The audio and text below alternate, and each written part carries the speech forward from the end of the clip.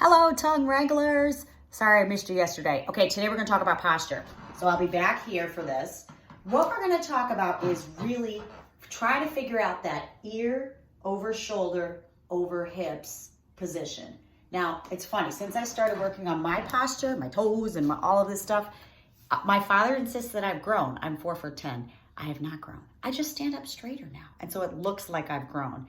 But what I noticed from my kind of thoughtfulness around keeping myself upright is honestly my whole health picture has changed. And I think posture, it might be the number one most important thing we can do for our body every day to help it function. If you think about all the tubes that move things in our body, like our blood, our lymph, all of that, it's all moved through a series of tubes. And we have a heart that pumps, but we have our lymph system does not pump.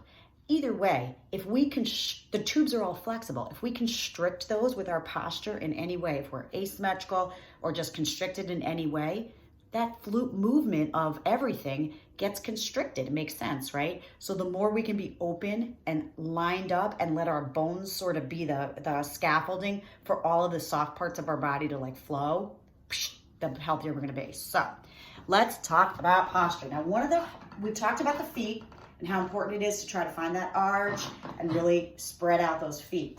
But let's talk about the hips, okay? I'm wearing, for Magda, these are my hand-me-down pajama pants for my nieces. She was commenting on my plethora of pajama pants. Anyway, this I just felt like you could see the hips pretty good if I use these. So what we're gonna do is talk about the tilt of the hips. Now, what you might notice is that when you try to like stick your booty out and then tip it under, that your whole body goes with you.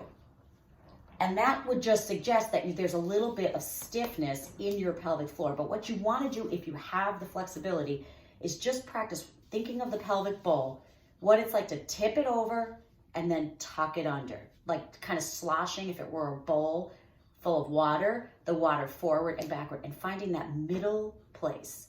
That's where the pelvis is supposed to sit. And you can feel that pulls the belly into alignment and the ribs. And then if your shoulders can gently just relax and you tuck your chin in just a little bit, there you are. Your feet, you've already learned, are spread wide. Toes are spread wide and you've really engaged those feet wide.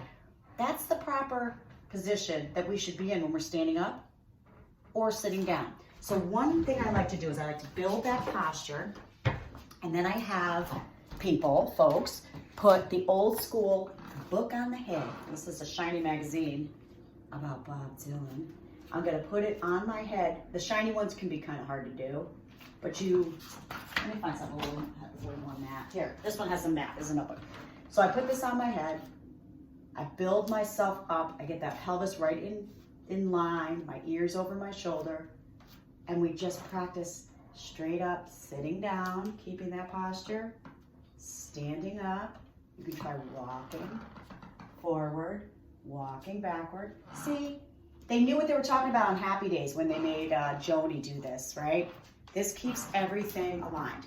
And so obviously you're not going to walk that stiff, but if you do some of that practice, it just reminds you what it feels like to keep everything straight up and down. One more thing on this pelvis question. If you can't do this thing without the whole body going forward, sometimes it's a little easier to find that on all fours. So if anybody's taking a yoga class, you can turn it off right now. You know what cow and cat looks like.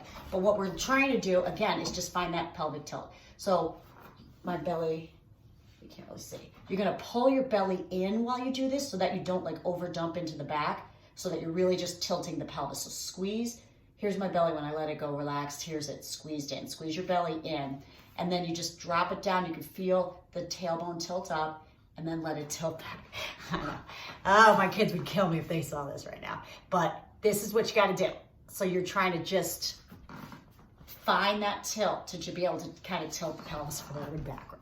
Okay, make all your funny jokes, but this seriously can help your health. So then once you found it on the floor, then you may have a better chance of trying to find it here. And that's also something you can work on, is increasing your ability to tilt your pelvis, as funny as it looks, in the privacy of your own home while you're all, sitting here trying to find stuff to do. Work on that pelvis. It's very, very helpful. Then you find it upright and you go from there. Okay, I hope you enjoyed it.